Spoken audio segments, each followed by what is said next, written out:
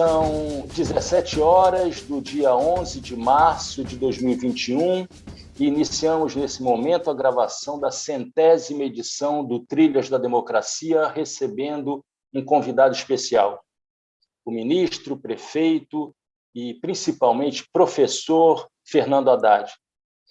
Haddad, seja muito bem-vindo ao Trilhas da Democracia, é um prazer enorme recebê-lo aqui nessa arena de discussão em defesa sempre da democracia, dos valores da democracia e dos direitos humanos.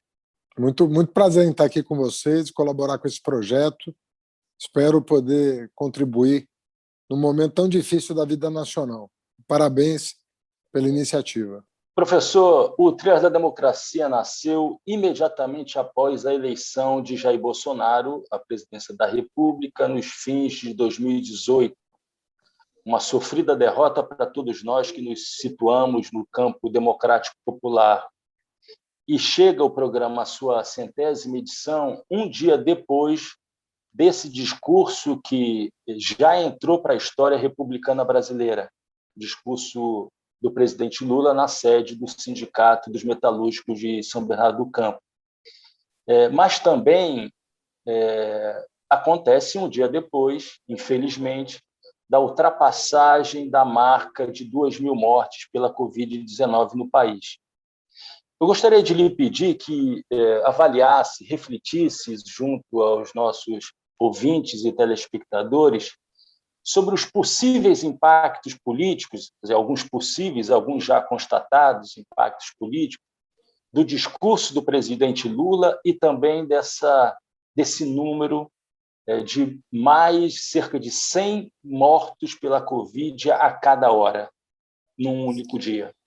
Olha, é praticamente consenso entre os cientistas sociais, de uma maneira geral, que o Lula é o maior personagem histórico do Brasil, né? Eu diria de todos os tempos. Não temos ninguém que tenha saído das entranhas desse país, um retirante, né? Um homem que foi criado sem o pai, que com menos de 10 anos estava vendendo amendoim, engraxando sapato para sobreviver, né, com a sua mãe, a quem ele tem como referência ética até hoje. E essa pessoa chegar à presidência da República sem mudar de lado, porque é importante frisar isso. O caminho das pessoas fica muito facilitado quando elas mudam de lado, sobretudo na política. É muito facilitado pegar um atalho pavimentado pela elite do país, desde que você adote o discurso dela, desde que você adote a sua ideologia, a sua visão de mundo, né, que é completamente distoante com a realidade concreta do povo brasileiro. E o Lula, sem mudar de lado e adotando um padrão democrático de conduta irretocável, sem jamais comprometer os valores democráticos, desde o sindicalismo, o novo sindicalismo do ABC, até a presidência e depois, quer dizer, sem violar qualquer norma de conduta social com seus adversários, com seus companheiros, com o país de uma maneira geral, do catador de material reciclável até o banqueiro mais rico do país.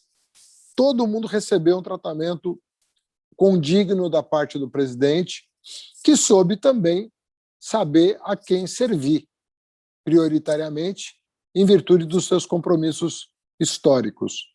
Então, é uma personalidade que eu diria muito dificilmente superável, que foi justamente em função disso que foi atacada de maneira desmoralizante, né? O objetivo era desmoralizar o presidente Lula com acusações que não passariam, assim, denúncias que jamais seriam recebidas, quanto mais chegar a um julgamento condenatório. São peças, eu vou dizer para você com toda segurança, até porque sou advogado do Lula, são peças ridículas, ficcionais, fantasiosas, né, para tentar, pelo pelo lawfare, né, como a gente fala, tirar a força moral do Lula, tirar a força política do Lula, que era o caminho que eles encontraram. Porque não, a bem dizer, democraticamente, não tinha jeito de derrotar o Lula. Então, eles partiram para a ignorância. Né? Foi isso que aconteceu.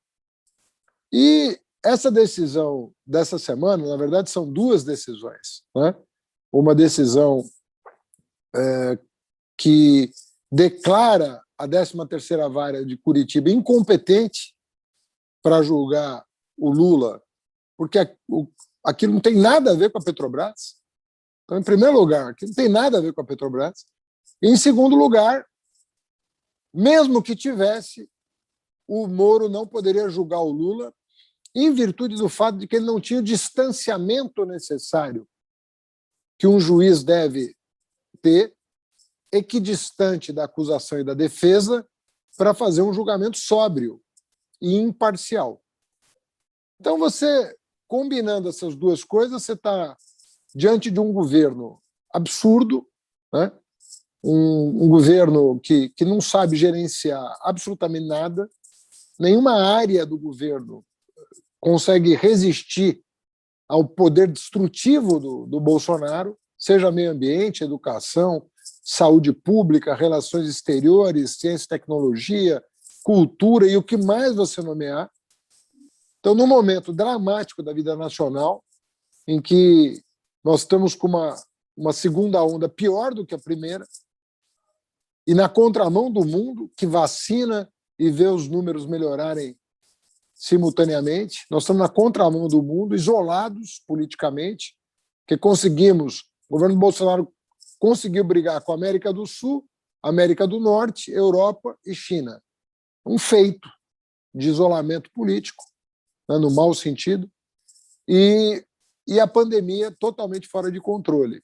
A segunda onda pior do que a primeira, um descaso com todos os cuidados, com máscara, com gel, álcool gel, com vacina, com testagem, país à deriva, país abandonado. Então, você está no pior momento de um governo genocida e libera politicamente a maior personalidade da vida política nacional.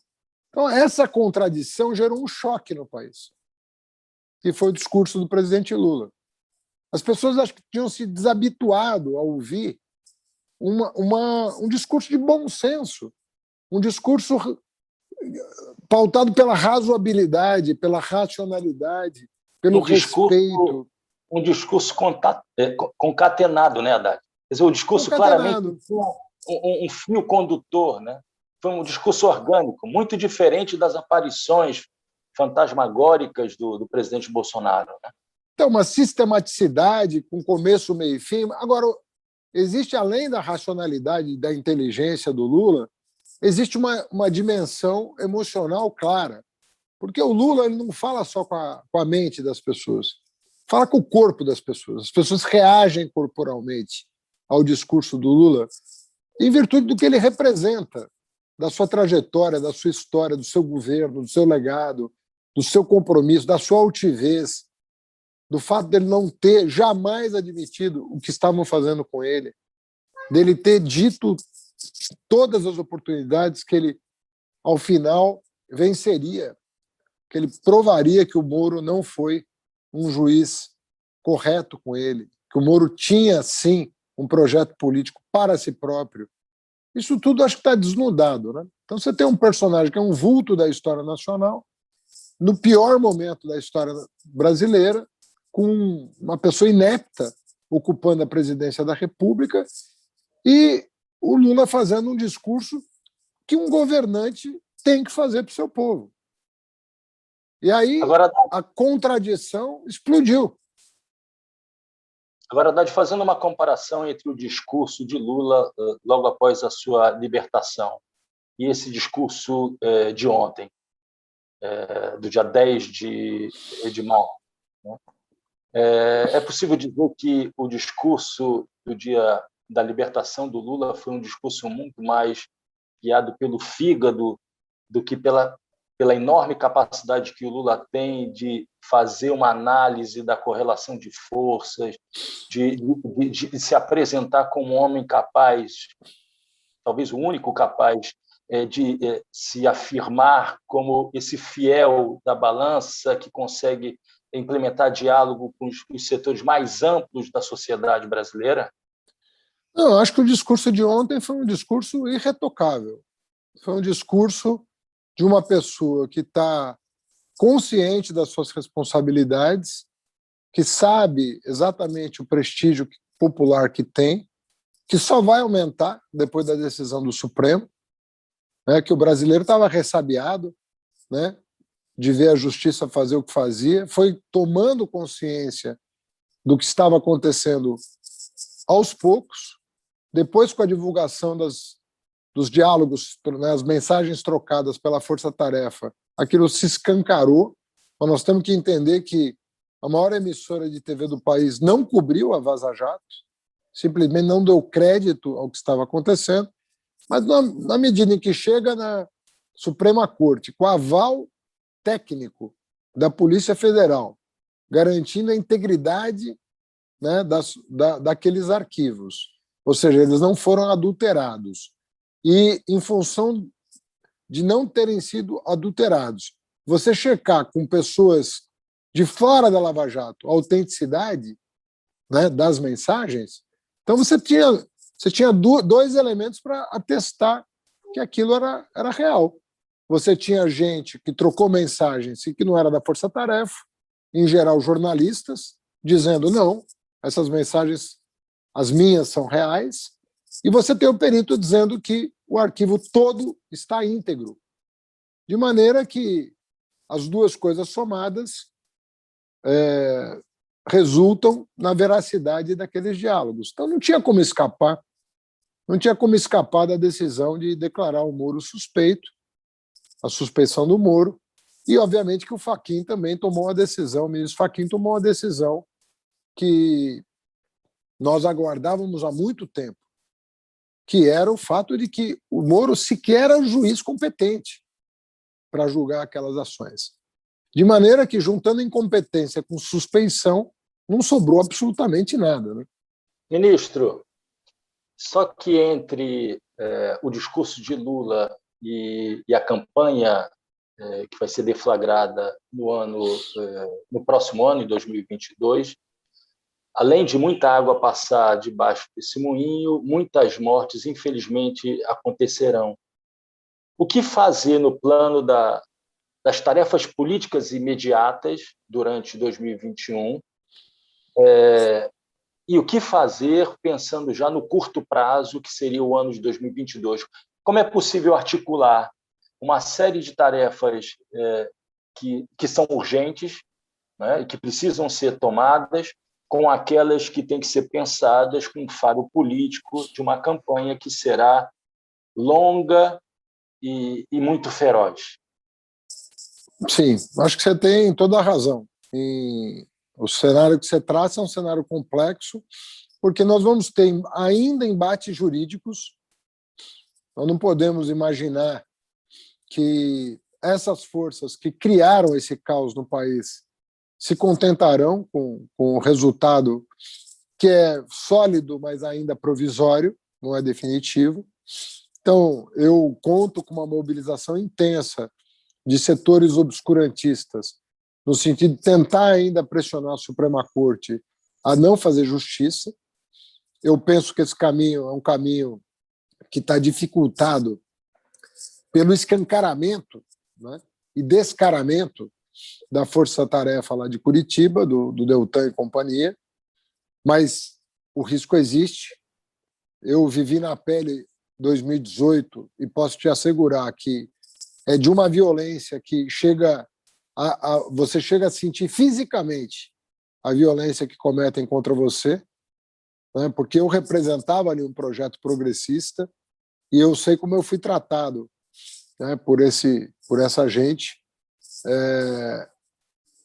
Então, nós não podemos sossegar no fronte jurídico. No fronte político, tem duas tarefas a cumprir, que na verdade é uma só, né? mas ela pode ser subdividida. A demarcação com esse governo absurdo que nós estamos vivendo e tentar, na verdade, trazer para o lado, não no primeiro turno da eleição, que isso é impossível, mas para trazer para o lado da democracia os setores de direita que fizeram o jogo do Bolsonaro em 2018. Então, setores do PDT que votaram no Bolsonaro, praticamente todo o PSDB votou no Bolsonaro.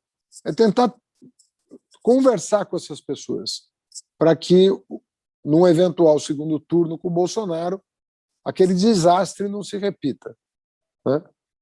O PT, você sabe, né? O PT vai lutar muito para derrotar aquilo que o PT considera o pior cenário possível, que é 6 anos de Bolsonaro. Falta 2 para terminar o mandato e mais 4, né, em caso de reeleição.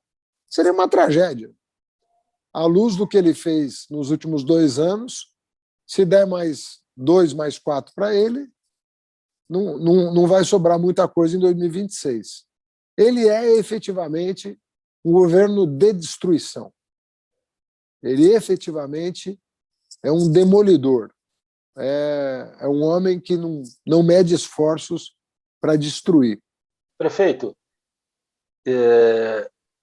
Zé Gomes Temporão, Miguel Nicoleles fizeram uma conclamação à urgência de construção de um governo de salvação nacional, alguma coisa seja ligada apenas à saúde, restrita ao campo da saúde, ou até mesmo alguma coisa mais ampliada. Você deve se lembrar que, logo depois da vitória do Collor, o PT formou um governo paralelo, né? O governo das sombras, como acontece na Inglaterra, só que naquela ocasião a ideia era demarcar um território, né, de políticas contrárias àquelas implementadas à época pelo Collor. O contexto é completamente diferente, a gente está lidando com uma pandemia absolutamente não controlada através de políticas centralizadas. Mas como é que poderia ser feito algo que pegasse, né, o espírito daquele governo paralelo do início dos anos 90, dos anos Collor, mas com a capacidade operacional de fazer frente àquilo que não é feito pelo governo Bolsonaro? É possível, dizendo de maneira direta, é possível a construção desse governo de salvação nacional que atue, por exemplo, na área da saúde, que reúna governadores, cientistas, intelectualidade? Veja bem, você deve estar perguntando se é possível antes das eleições, né? Exatamente. Porque nós temos 1 ano e meio para as eleições. Nós não sabemos o que vai restar do país se a crise continuar sendo gerenciada da maneira que está. Bom, o Bolsonaro ele fez apostou a vida dos brasileiros e perdeu, né? O que significa dizer que ele é, sim, responsável, né, por pelo menos 2/3 das mortes no Brasil. Porque as projeções do começo da pandemia, se tudo fosse feito como recomendado, era de entre 70 e 80 mil mortos. Nós estamos beirando 270 mil mortos. As projeções otimistas hoje são de 350 mil mortos. As otimistas. Ou seja, na melhor das hipóteses, hoje, o Brasil chegará a 350 mil mortos. Porque nós estamos a cerca de 80 mil desse número. Ou seja, em 40 dias, nós podemos ter chegado a esse número. Tudo mais constante, em pouco mais de 1 mês, o país pode estar chegando em 350 mil mortos. E não houve providências das mais óbvias, que era, por exemplo, comprar teste e comprar vacina. Quer dizer, vacina e teste eram as coisas óbvias a serem feitas. Você veja que o Bolsonaro cedeu a máscara ontem. Ontem foi o primeiro dia que ele cedeu à obviedade da máscara protetora do contágio. Né? Isso depois do discurso do presidente Lula, diga-se de passagem, como, aliás, a própria imprensa registrou. Ou seja, o discurso do Lula já fez um bem enorme para o país. Agora, se não tiver mobilização, por isso que a gente pôs o bloco na rua, né? Eu tô saindo. Agora tivemos que, de novo, voltar um pouquinho para trás, porque nós não queremos ser vetor de contaminação.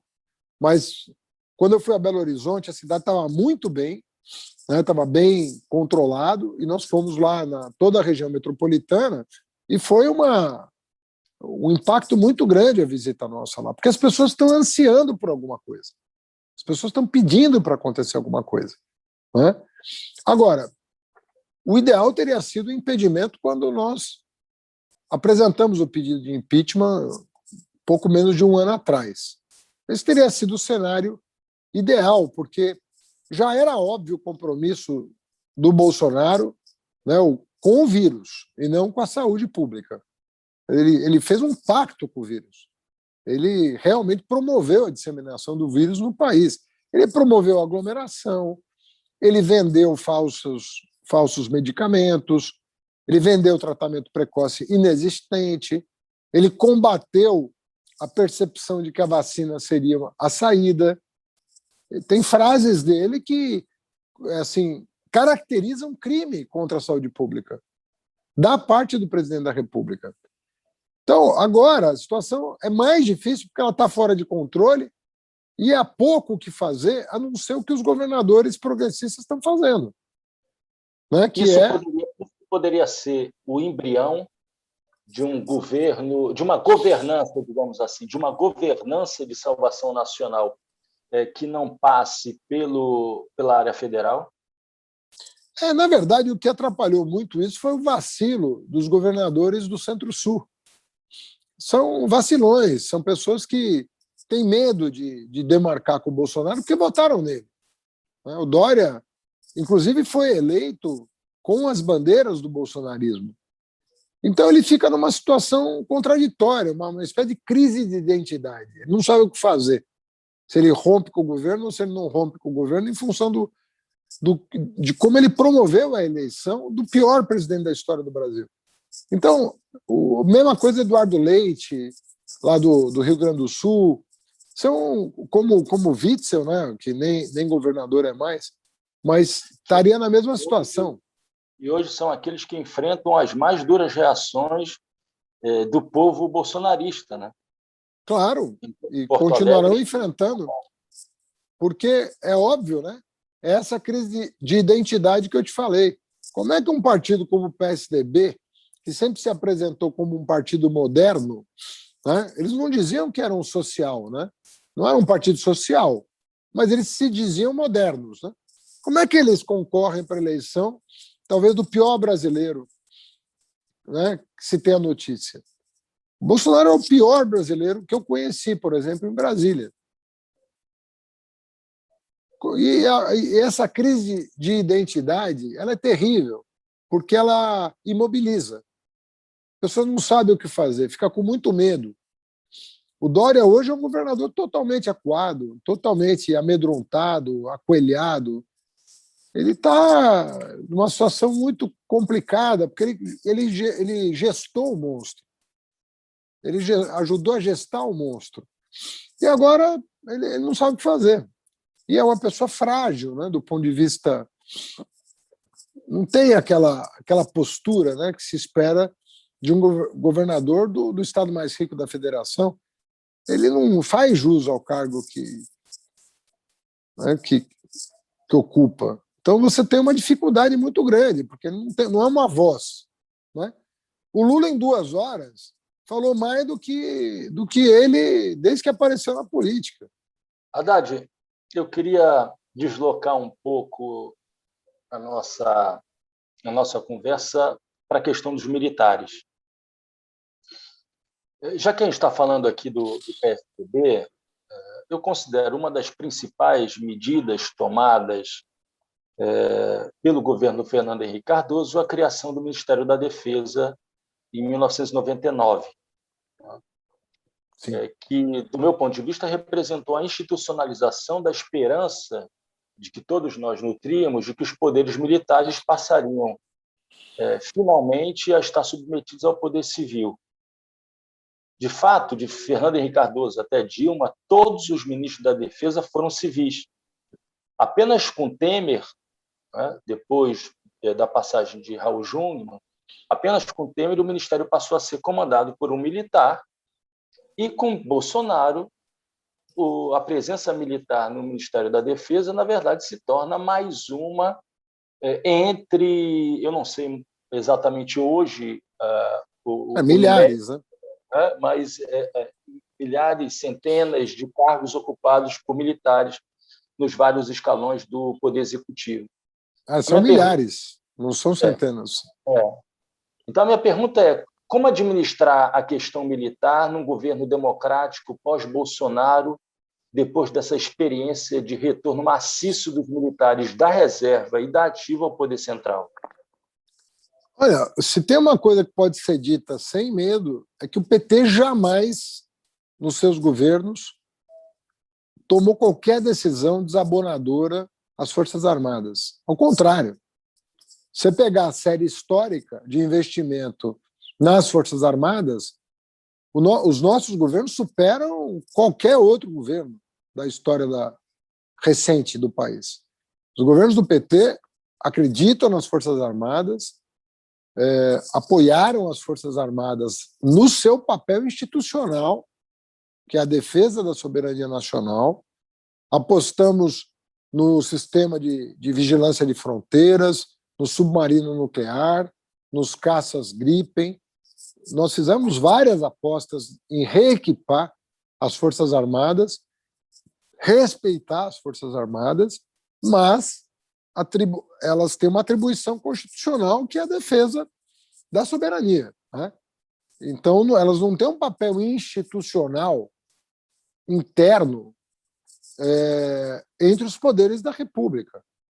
Você tem 3 poderes na República, que é executivo, legislativo e judiciário, e são esses 3 poderes que mandam no país e que tem que se harmonizar e ajudar o país a prosperar, né? É isso. Agora, o que está acontecendo agora, nós estamos voltando 140 anos na história. Quando as Forças Armadas, quando nós passamos do Império para a República, o primeiro governo foi o governo militar, você sabe disso, né? O primeiro governo republicano foi um governo militar, que inclusive não concluiu o mandato com a saída do Deodoro, e o Floriano conclui o mandato. Foi o primeiro governo que desrespeitou a Constituição, diga-se de passagem, porque o Floriano, segundo a Constituição da época, deveria assumir e convocar eleições. Ele não o fez, né? Alegando 1000 problemas que o país estava vivendo naquele momento, né? Mas a Constituição já foi desrespeitada na inauguração da República, e por um militar.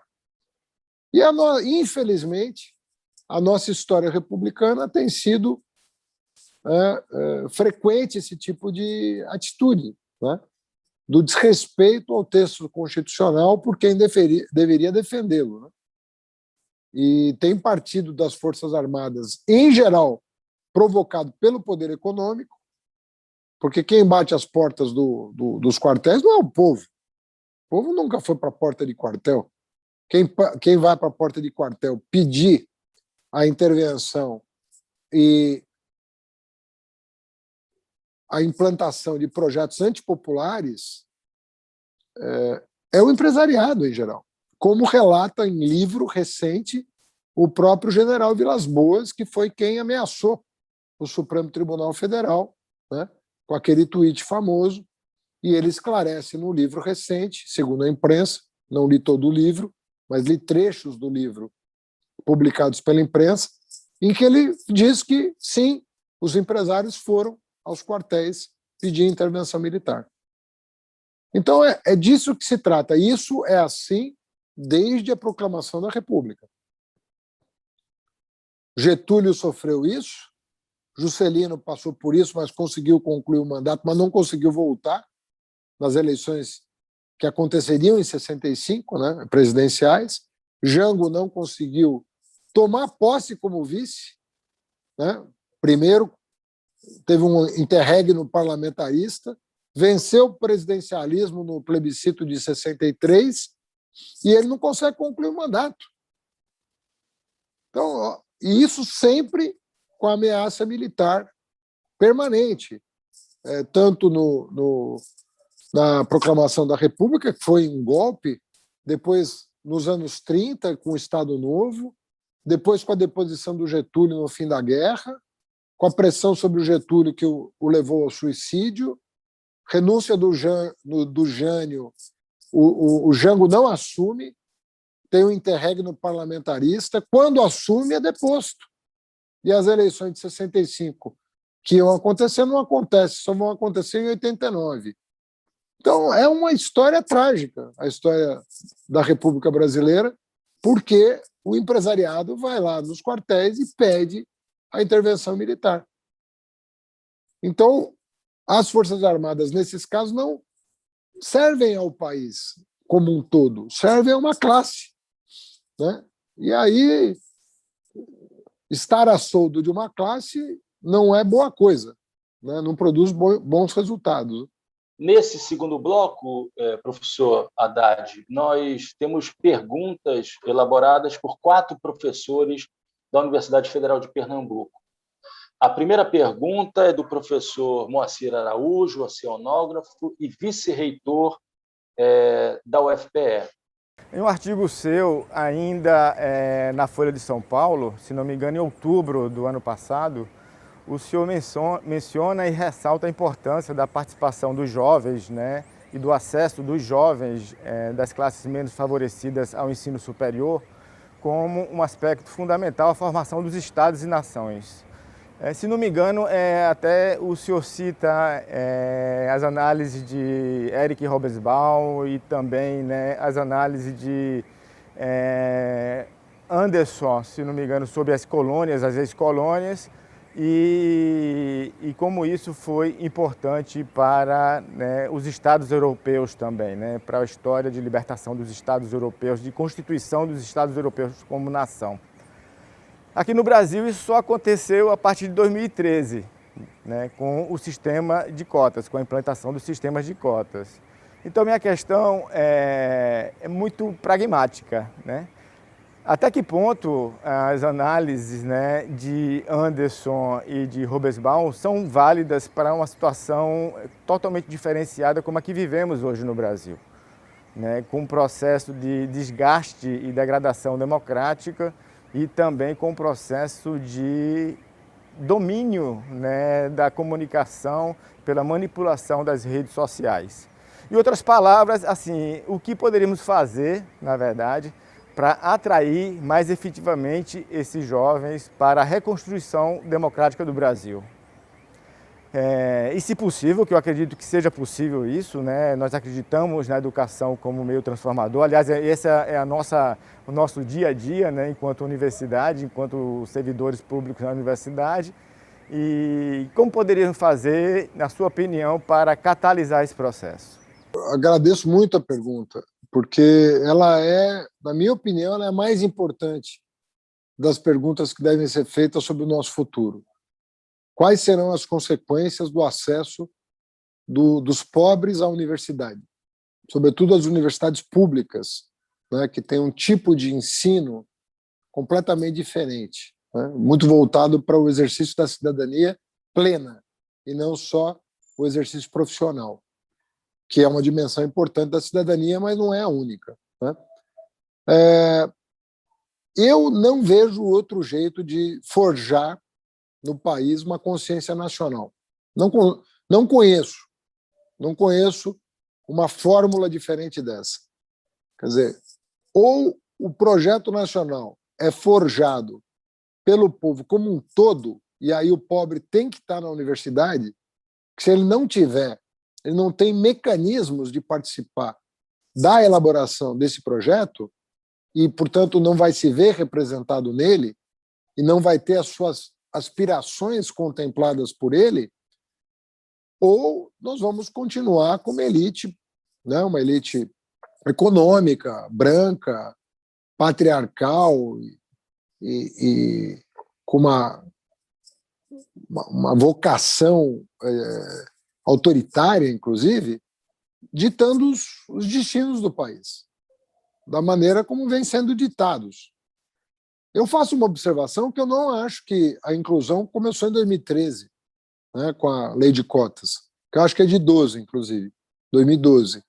Ela começou lá atrás, ela começou em 2004, quando a gente começou a fazer a expansão das universidades, quando nós criamos o ProUni para as universidades particulares, quando nós criamos o SISU em 2009, com a reformulação do Enem, e quando no SISU a maioria das instituições aderentes adotaram políticas afirmativas, antes mesmo da lei de cotas. Então, toda a primeira década do século foi marcada por políticas de inclusão. Tanto é que hoje nós temos quase 70% dos jovens das federais são egressos da escola pública, do ensino médio público. Isso terá impacto. Não vejo possibilidade de não ter impacto na mentalidade média do país. Não tem como não ter. E eu acho que nós vamos sair dessa crise em algum momento. Ela resiste, né, porque a elite aposta nela, né, para ganhar dinheiro, inclusive. Mas assim que o horizonte tiver um pouquinho mais claro, essa molecada que está agora está no mestrado, no doutorado, mas está com o canudo na mão, né? Eles não vão admitir o Brasil do século XX. Eles não vão admitir. O que nós vivemos de atraso durante o século XX, eles não vão querer voltar para trás. Então, eu acredito muito que nós vamos ver a emergência de uma geração. Por que o Bolsonaro ataca tanto as universidades federais? Alguém já parou para pensar? Por que essa obstinação dele em destruir a Universidade Federal? Porque ele sabe que lá é que está sendo formado o exército da nação, o exército intelectual, que vai repensar o futuro desse país. Deixa eu abrir um parêntese, já que você tocou nesses ataques proferidos por Bolsonaro. Tá? Eu queria que você comentasse um pouco a não nomeação dos eleitos, reitores eleitos, em votações, em eleições pela comunidade acadêmica de várias universidades e institutos federais, por um lado, e, de outra parte, uma série de perseguições que vêm sendo feitas, como, por exemplo, contra o professor Pedro Alau, da Universidade Federal de Pelotas, e agora, mais recentemente, contra a professora Érica Suruagi, daqui da Universidade Federal Rural de Pernambuco. Como é que você avalia essas intervenções não democráticas, arbitrárias, contra reitores eleitos, não os nomeando, e contra professores, seja que atuam no movimento sindical ou não? Olha, eu acho lamentável, mas é totalmente coerente com a visão de mundo do Bolsonaro. Absolutamente coerente. Não vamos nos esquecer que ele queria militarizar as escolas desde o ensino fundamental, né? Então, ele tem uma visão de educação que é hierárquica, né? E que coloca o preto, o pobre, na linguagem dele, no seu devido lugar. A ideia do Bolsonaro é colocar o pobre no seu devido lugar. Então, ele não admite uma nação não hierárquica nesse sentido. É como se cada um tivesse o seu lugar pré-determinado pelo nascimento, né? E isso não vai acontecer, porque o Lula, modéstia à parte, eu contribuí como ministro da Educação para promover essa revolução, nós sabíamos que nós éramos temporários, né? Todo mundo é temporário, né? E numa democracia vai haver alternância de poder, com golpe ou sem golpe, é natural que haja, né? No caso foi com golpe, mas não precisava ter sido. Podia ser uma alternância natural, né? Desgaste de fadiga de material, como se diz, né? Um dia o povo ia cansar e ia votar na oposição ao PT. Naturalmente isso ia acontecer, mas eles quiseram antecipar o processo por um golpe, né? Golpeando as instituições. O que nós, sabendo o que é o Brasil, eu apresentei para o Lula o mais ambicioso projeto de expansão da educação superior da história. Nós saímos de pouco mais de 3 milhões de alunos para 8 milhões de alunos nas universidades. A rede federal dobrou, né? Eu, pessoalmente, inaugurei 126 campos universitários no país. Imagina você, 126 cidades recebendo uma universidade, fora o Instituto Federal, que foram 214 unidades inauguradas no governo Lula. Então, nós fizemos ali sabendo que nós estávamos plantando o futuro ali. Nós sabíamos que nós estávamos com tempo exíguo, né, porque os governos acabam, e que nós tínhamos que fazer a diferença naquele momento. E não é por outra razão que o Lula é o presidente da educação. Ele é o presidente da educação brasileira. Nenhum presidente... Você precisa somar 10 presidentes para dar metade do que o Lula entregou durante 8 anos. Para entregar metade, precisa somar 10.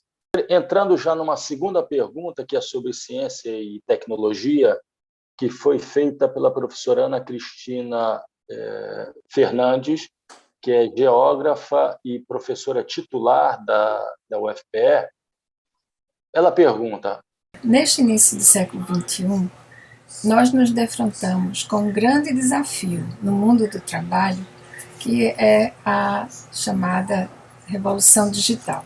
A revolução digital tem conseguido substituir grande número de ocupações humanas, agora por algoritmos, né? Por o trabalho intelectual sendo substituído não só por máquinas, mas também por softwares. A própria disputa pela hegemonia na economia mundo entre China e Estados Unidos está nesta questão também envolvida, né? Ciência, tecnologia e inovação passam a ser um elemento chave nas nossas sociedades contemporâneas e na disputa entre essas nações hegemônicas. Entretanto, essa, a exemplo de tantas outras no campo da ciência e tecnologia, não parece ser uma questão relevante no debate público brasileiro. No nosso país, ciência, tecnologia e inovação despertam muito pouco interesse da sociedade e mesmo das empresas, como as edições da Pintec têm mostrado. Parece que se restringe apenas às preocupações de cientistas e professores universitários. Basta lembrar como agora, na pandemia, numa espécie de catarse coletiva, muitos cientistas saíram em defesa das instituições de pesquisa, procurando mostrar à população como são essenciais os seus conhecimentos para o enfrentamento do novo coronavírus e desenvolvimento de sua superação, como, por exemplo, as vacinas.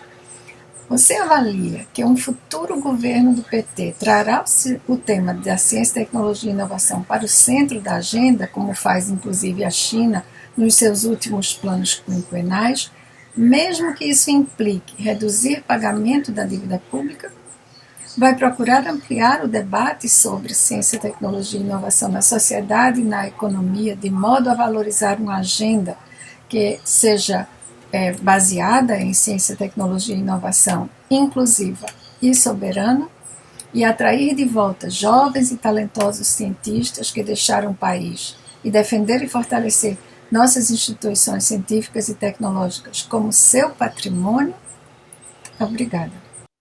Olha, só para você ter uma ideia, eu acho que na minha gestão no MEC, se a memória não está me traindo, mas acho que o número é esse, eu abri 28 mil concursos para docentes nas federais. 28 mil concursos. Isso é um exército intelectual inestimável. Nós equipamos os laboratórios de todas as instituições. Nós atualizamos as instituições do ponto de vista tecnológico.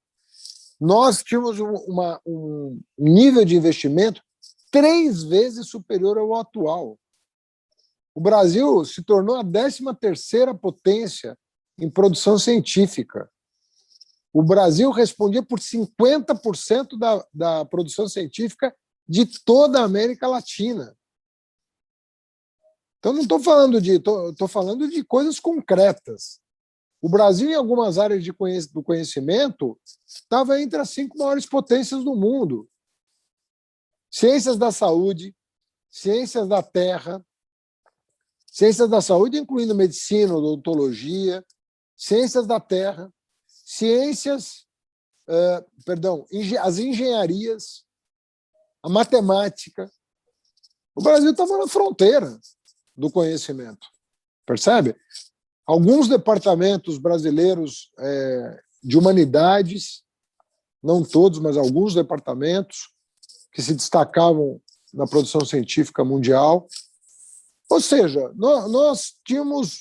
Era um projeto, entendeu? Esse projeto não começou com o PT, efetivamente. A CAPES ela nasce nos anos 50 e ganha impulso. A pós-graduação do Brasil ela sempre recebeu dos governos alguma atenção, mas nos nossos governos explodiu o apoio. Eu repito, é 3 vezes o valor atual investido pelo governo federal. Teve um corte de praticamente 70% do investimento em ciência com esse ministro que ninguém cobra. Ninguém cobra.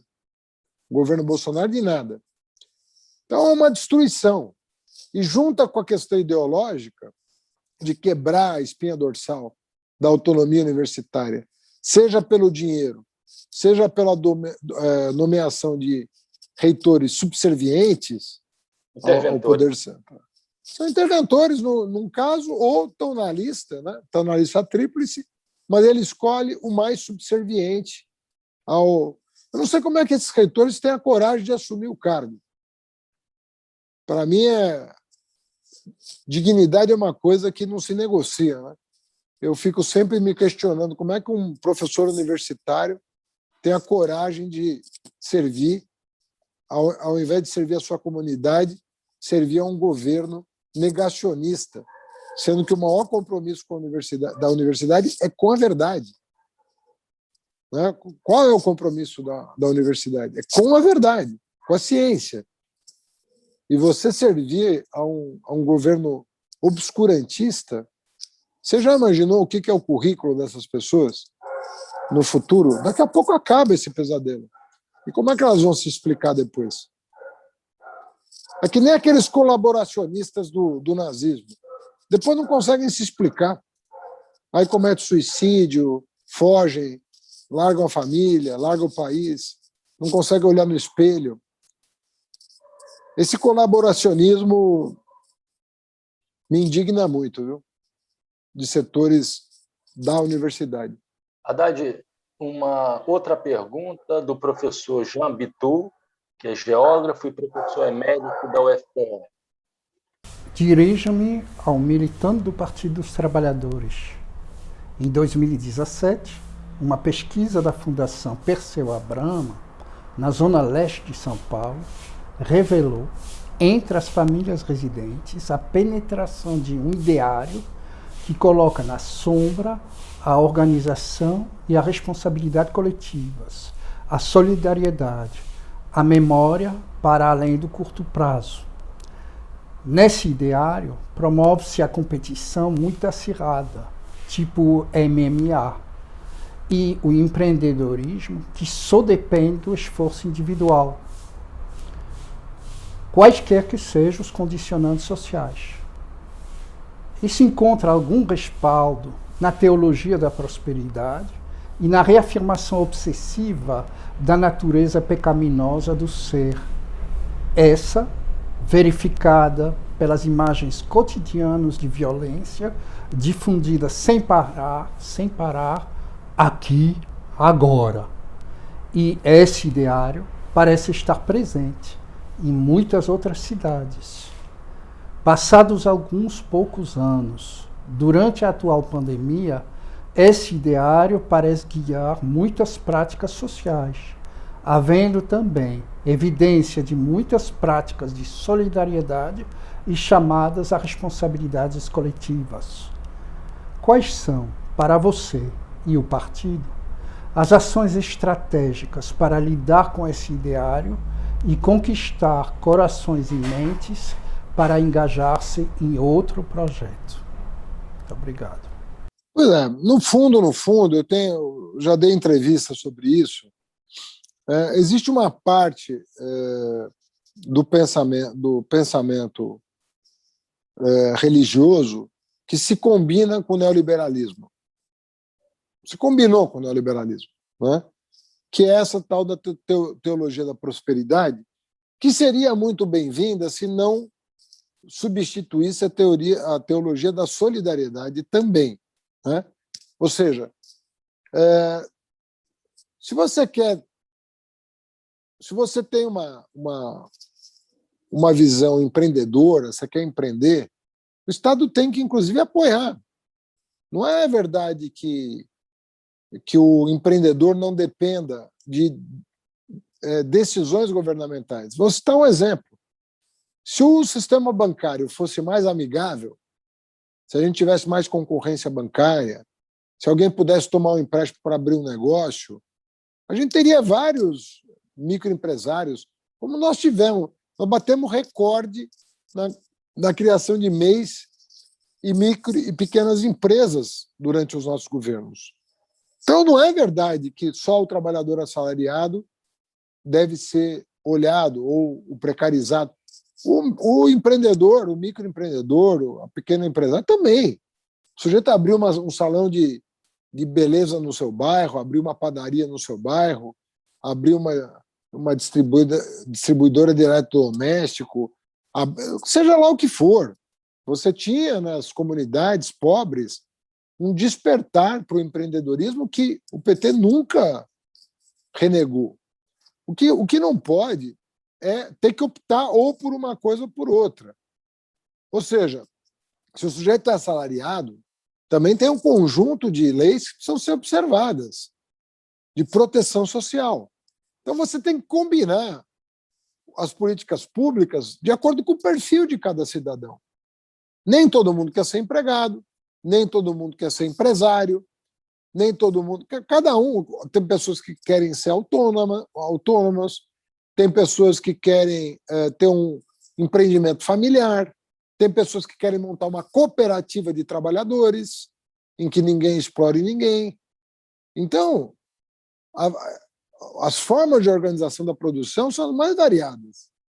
Agora, quando você vê que o sistema está pendendo para um lado, como hoje está pendendo para um lado, o capital está aumentando as taxas de lucro, não por aumento de produtividade, mas às expensas do salário. Quer dizer, nós estamos num ambiente de superexploração do trabalho. Se a gente tivesse aumentando a taxa de lucro por aumento de produtividade, tinha correção possível, porque uma hora o trabalhador ia reivindicar e o patrão ia acabar, né, de alguma maneira, compartilhando esse aumento de produtividade com os seus funcionários. Não é o que está acontecendo hoje. Hoje a taxa de lucro está aumentando às expensas do salário. Eu tinha um funcionário que ganhava 2.000, eu demito e contrato um que ganha 1.000 e aumento minha taxa de lucro. É assim que está acontecendo. Só que isso prejudica o próprio empresário a longo prazo, porque você está matando o mercado consumidor. Quem é que vai consumir o que o empresário produz? A ideia de que você vai exportar tudo é uma fantasia. Então, para quem você vai vender? Se você não tiver um mercado interno, você não tem prosperidade. Então, a visão do mercado hoje é uma visão curto-prazista. Ele está aumentando a taxa de lucro às expensas do trabalhador. Isso tem fôlego curto, porque esse trabalhador vai consumir menos. Então, Em vez de você criar um ciclo virtuoso de ganha-ganha, você está criando um círculo vicioso, em que você tem a ilusão de que você está melhorando as condições, o ambiente de negócio, quando, na verdade, você está piorando a distribuição de renda e matando a galinha dos ovos de ouro, que é o mercado interno. Haddad, você acha que o PT se encontra hoje preparado para fazer a disputa junto a esses setores neopentecostais sem ter que firmar acordos, pactos com as lideranças dessas igrejas? Você sabe que eu participei de 3 eleições na minha vida e eu nunca pedi voto para religioso, porque eu sou neto de religioso. Eu sou neto de padre católico ortodoxo do Oriente. E meu avô, que era libanês e mandou a família para o Brasil, ensinou todos nós de que não se deve misturar política com religião. Ele era um padre. Por quê? Porque no Líbano ele viu no que deu a mistura de política com religião. Deu na destruição de um dos países mais lindos do Oriente Médio. Um dos países mais lindos do Oriente Médio. Dá vontade de chorar de ver a situação do Líbano. Por quê? Não tem religião ruim. Não tem. Cada um pensa o que quiser da vida, de Deus. Tudo são em geral, são cosmologias bonitas. São narrativas bonitas. O problema é quando você mistura a religião com a política. Porque aí você transforma aquilo que deveria concorrer para a concórdia humana, para a confraternização universal, você concorre para a discórdia. Então, essa mistura que é ruim da política com a religião. Então, você não deve pedir apoio eleitoral para a igreja. Você tem que conversar com a igreja para mostrar o seu programa, dizer que todo mundo vai ser tratado dignamente no teu governo, que a liberdade religiosa vai ser respeitada, qualquer que seja a crença do cidadão, qualquer que seja, né? Que os valores da sociedade vão ser preservados, mas você não deve misturar religião com política. Então, não é possível, é imperativo que a gente não concorra para essa mistura e dialogue com a base dos cristãos, seja de que denominação for, dialogue com os cristãos e com os não cristãos também, porque tem uma minoria de brasileiros que não são cristãos e que merecem o mesmo respeito que um cristão. Tem budista no Brasil, tem judeu no Brasil, tem muçulmano no Brasil, tem religião de matriz afro no Brasil, e todo mundo tem que ser respeitado na sua dignidade pelo Estado laico. Então, nós temos que entender qual é o papel do Estado. O papel do Estado é acolher o cidadão nas suas crenças, mas não evitar misturar religião com partido político. A última pergunta, feita pela professora Ana Cristina Vieira, que é assistente social e também professora titular da UFPE. Desde 1988, diferentes governos vêm investindo contra o SUS, principalmente com o subfinanciamento, não garantindo recursos suficientes para prevenção, promoção e assistência curativa. Aliás, mais que isso, com o teto de gastos aprovado em 2016 no governo Temer, vivemos com o desfinanciamento do SUS, pois acaba sendo mais importante garantir o pagamento da dívida pública, o lucro de agentes financeiros, que garantir a saúde e a vida de brasileiras e brasileiros. A mídia mostra o pior lado do SUS: as filas, as mortes na espera, o mau atendimento, criticando servidores públicos que atendem sem as condições de trabalho necessárias. Nossas trabalhadoras e trabalhadores têm que fazer escolhas difíceis como agora. Quem terá acesso ao leito de UTI, ao respirador, mas também ao auxílio emergencial para ficar em casa enquanto seu trabalho precisa ficar parado para evitar a infecção pela Covid-19. A privatização da saúde através da gestão de unidades públicas de saúde nas mãos de empresas privadas que lucram com nossas necessidades é uma das tendências atuais, reforçada em todos os governos. São as UPAs, os grandes hospitais e também os hospitais universitários administrados pela EBSER que se apropriam de recursos do fundo público. O que fazer para garantir a saúde como direito de todos e dever do Estado, para termos um SUS que trate as pessoas dignamente, fortalecido para enfrentar uma pandemia como a que vivemos no Brasil, que nos ameaça e ao mundo todo? Bom, aí tem várias questões colocadas numa pergunta só. Eu gostaria de fazer algumas distinções importantes, né? A EBSER é uma empresa estatal, ela não é empresa privada. Então, inclusive foi eu que criei. Eu criei uma empresa estatal no modelo do Hospital de Clínica de Porto Alegre, que era uma empresa estatal, para gerenciar e promover compras governamentais centralizadas, com uma carreira única, né? Uma carreira única no país inteiro, para evitar justamente a privatização que estava acontecendo. Porque o que aconteceu? Os hospitais estavam contratando funcionários pelas fundações de apoio, aí sim privadas, das universidades públicas. Então, quem estava contratando os funcionários dos hospitais universitários eram as fundações privadas das universidades. Então, o que nós fizemos? Nós acabamos com isso. Nós criamos uma empresa estatal, 100% SUS, 100% pública, não tem ação, não é uma empresa mista, é uma empresa 100% pública, como é a Embrapa, por exemplo.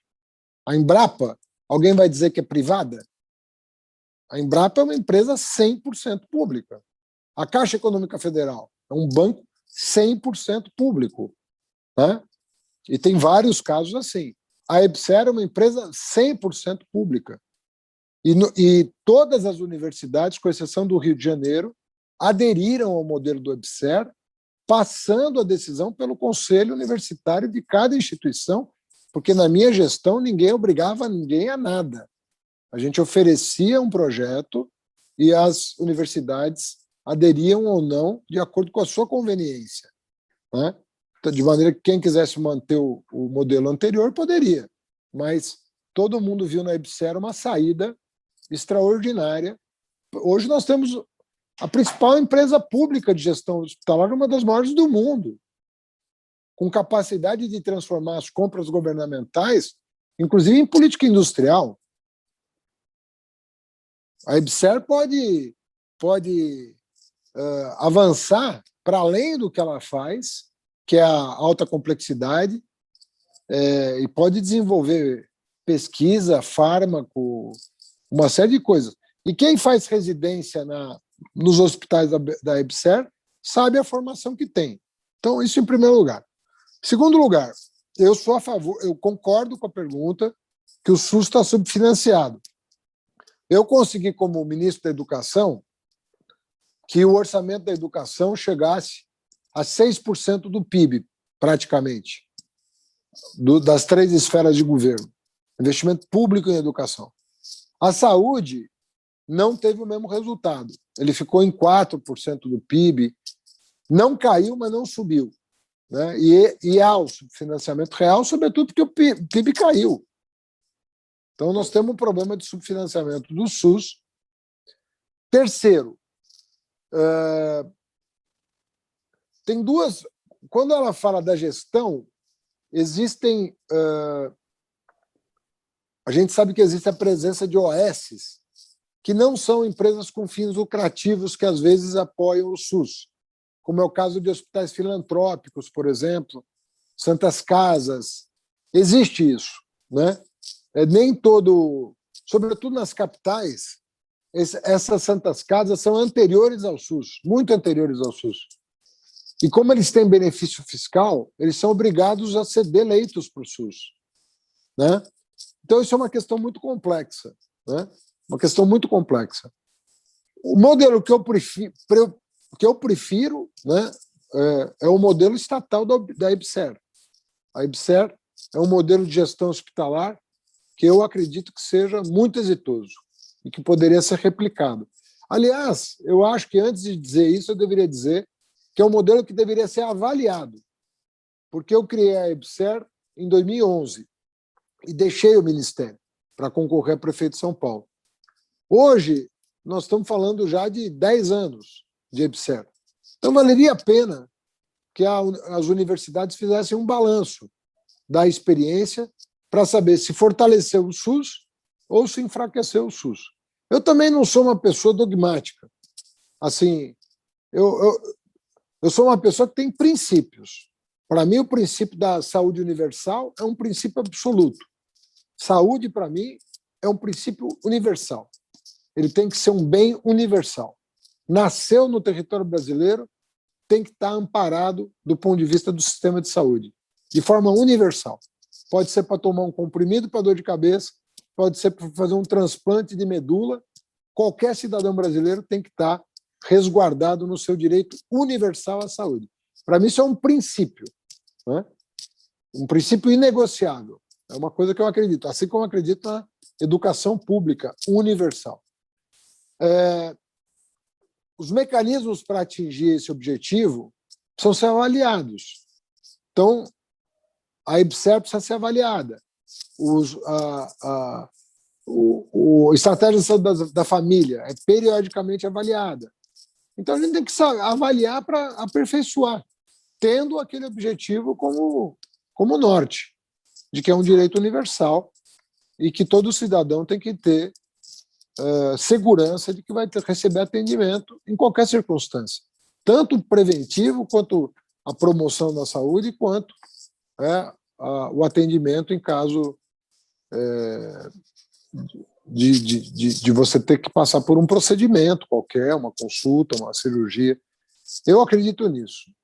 Haddad, eu gostaria de encerrar essa entrevista lembrando de uma das experiências mais incríveis que eu já passei. Ocorria um festival de inverno em Garanhuns, que é um dos festivais mais importantes do interior do estado de Pernambuco. Acontecia um show do Paralamas do Sucesso, o pátio, que hoje se chama Praça em homenagem a Dominguinhos, né? Mudou o nome, era Guadalajara, hoje se chama Dominguinhos. Acontecia o show do Paralamas do Sucesso e, de repente, chegou a comitiva presidencial com o presidente Lula. Você se encontrava nessa comitiva e acontece uma verdadeira catarse, porque todas as pessoas que assistiam o show do Paralamas viraram de lado, deixaram de assistir o show do Paralamas para ficar olhando, procurando dialogar com o presidente Lula, com você. À época, o governador Eduardo ainda era vivo, né? Então, eu gostaria de encerrar essa nossa entrevista relembrando esse episódio que realmente marcou um momento das minhas lembranças no Festival de Inverno de Garanhuns e também as lembranças dos vários momentos em que eu participei de atos com a presença do presidente Lula e também com a tua presença. Haddad, muito obrigado. Espero que, antes de completarmos 200 edições do Trilhas da Democracia, nós possamos dialogar sobre outros temas, que serão muitos, até o ano de 2022. Eu te agradeço, a lembrança desse dia que me emociona até hoje quando eu lembro. Eu fiquei muito engasgado com aquilo, porque foi a gente recebeu ali uma energia, uma vitalidade, um carinho. Eu não consigo, é muito difícil passar para quem está nos ouvindo o que de fato aconteceu, porque nós eram milhares de pessoas reunidas ali. milhares de pessoas. E, de certa maneira, num espaço muito, assim, uma do lado da outra, porque estavam assistindo um show de rock. E nós estávamos numa altura, nós estávamos a muitos metros de altura. Nós estávamos possivelmente a 8, 10 metros de altura. Era uma plataforma bem alta. De maneira que eu imagino que, para quem estava no chão, tinha que parar para olhar, para saber de quem se tratava, porque só dava para ver os nossos rostos lá em cima, né? E nós estávamos de lado, nós não estávamos na frente do palco, nós estávamos do lado do palco. Mas alguém olhou e reconheceu, e aí o boca a boca fez chegar a todo mundo a notícia de que o Lula e o Eduardo e eu estávamos lá, né? Eles, duas grandes estrelas, né, da política brasileira. E aí aquilo foi uma comoção, é o que você falou, foi uma catarse. Aquelas milhares de pessoas passaram a celebrar a presença do Lula. E o Herbert Viana foi a parar o show e fazer uma saudação ao presidente Lula. Parou o show, saudou o Lula e depois, nos bastidores, fez questão de cumprimentar o presidente. É coisa que a gente nem consegue entender direito do que a gente estava falando ali. Era só coisa boa, sabe? Ali era só amor, era só celebração da vida, da cultura, da educação, da civilidade, do futuro. Eu nem sei explicar o que foi aquilo. Eu só quero muito que o Brasil viva de novo algum momento parecido com aquilo, porque esse país merece muito aquilo.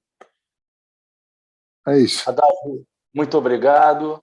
E o Trilhas da Democracia volta na próxima semana, sempre debatendo temas relativos à defesa da democracia e dos direitos humanos. Até lá.